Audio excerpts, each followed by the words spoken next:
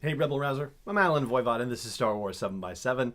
We're at episode number 1613, and thank you so much for joining me for it. And we are here to discuss Secrets and Holograms. This is episode 10 from season 1 of Star Wars Resistance. And as I have said, with all of the Resistance episodes before this one, the Resistance briefings that we do, even if you are not necessarily interested in the cartoons, there is a lot of good stuff here that factors into the whole canon timeline story, particularly as it has to do with the First Order and the Resistance and what we're learning about those two factions as a result of the series. So we will definitely talk about those particular elements in this Resistance briefing as well. And this is a spoilerific episode as usual, so if you have not seen Secrets and Holograms and don't want it spoiled for you, then save this episode for a later date. But if you are good with me getting into the details, then let's do it, all right? So the brief situation is that the promised meeting between the First Order and Captain Doza, who runs the Colossus refueling platform, finally happens. And in the midst of this, Doza is being an overprotective dad, keeping his daughter Tora in her quarters because the First Order are worse than any pirates in his estimation. So the First Order, in the form of Commander Pyre, arrive at the station to talk over the proposal for the First Order guarding the platform with Doza, leave behind a data pad, and in the meanwhile, Kaz has been directed by Poe to find out anything he can about the links between Captain Doza and the First Order, which leads to him stealing a copy of the data pad, which he hasn't had a chance to do anything with just yet, but this certainly seems to suggest that we are heading at a very rapid tilt to whatever's going to happen in our first half season finale for Star Wars Resistance. This definitely gives it a lot of dramatic momentum. Now, here's what we know about what will happen if Doza agrees to this First Order proposal. According to Tora, they will start running the patrols and flying around the platform. And so Tora won't be able to fly anymore, much to her chagrin, of course. And additionally, stormtroopers will be posted on the platform, but we don't know how many, and we don't know for how long. Commander Pyre is, of course, very smarmy in saying, well, you never know about these pirates. They're pretty unpredictable. And of course, we know that they're actually working with the pirates to make this happen. So yeah, nice one, Commander Pyre. And according to Tora, the other, weird aspect about things is that the First Order claims to be getting raided by these pirates as well.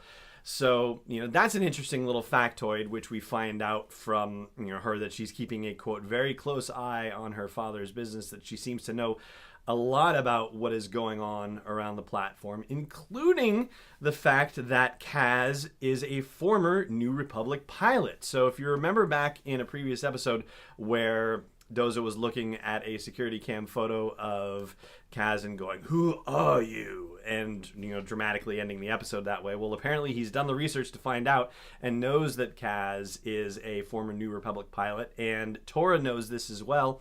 And she actually asks him point blank if he is a spy. And he laughs this off and says, "No, I just, wanted to be a racer. And so I left the New Republic fleet so I could become a racer." And she's like, "Okay, yeah, thanks. See ya on your way." And really doesn't believe him and thinks that there's something that he's not telling her, which of course she's right.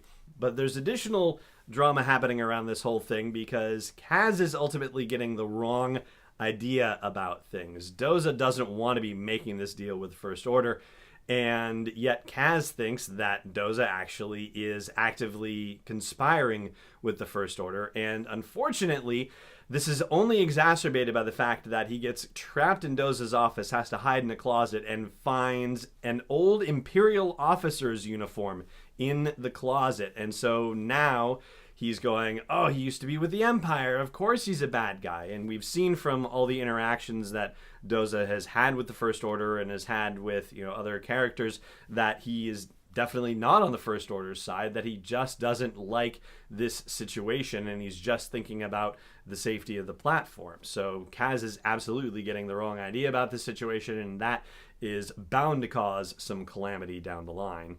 And that's pretty much from a Resistance First Order canon timeline briefing situation, the major stuff that you need to know.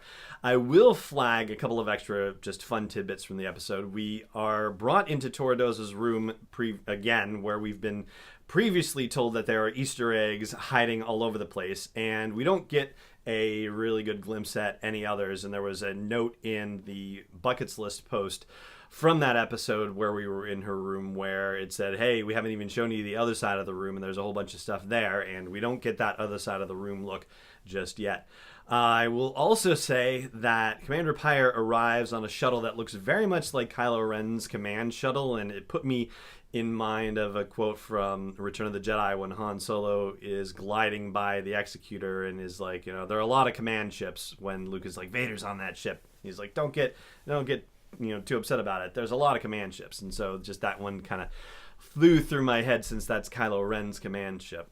And the appearances by Donald Faison and Elijah Wood amount to basically guest appearances. As we mentioned in a previous episode, they are guests on this episode, but there's a little bit with Rucklin that plays into the plot of the show, but mostly the appearance revolves around the fact that he is still nursing a grudge against Kaz for destroying his racer. Of course, he didn't really destroy his racer. He actually saved Rucklin from dying because of the hyperfuel incident. That was with, that whole episode. But anyway, meanwhile, Hype Faison is bragging about a past glory and yelling, Rucklin! Like to get Rucklin to bring him stuff in the Aces Lounge, which hysterically has bossa nova music playing in the background, which just, for my own personal taste, I happen to love bossa nova music. So that was very fun, at least for me personally, for them to have added that in. So anyway, that's going to do it with the major stuff you need to know about the Secrets and Holograms episode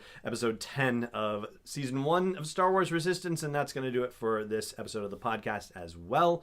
And thank you again for joining me for it. I hope you'll consider subscribing if you don't already, to make sure you get the show delivered to you wherever you like to catch it. And I hope you'll consider supporting this daily dose of Star Wars joy by supporting me at patreon.com/SW7x7. For now, though, it just remains for me to say, may the Force be with you, wherever in the world you may be. This podcast is not endorsed or sponsored yet by Lucasfilm Limited, Disney, or 20th Century Fox, and is intended for entertainment and information purposes only. Star Wars, the Star Wars logo, all names and pictures of Star Wars characters, vehicles, and any other Star Wars-related items are registered trademarks and or copyrights of Lucasfilm Limited or their respective trademark and copyright holders. May the Force be with them. All original content is copyright 2018 Star Wars 7x7. We hope you love it!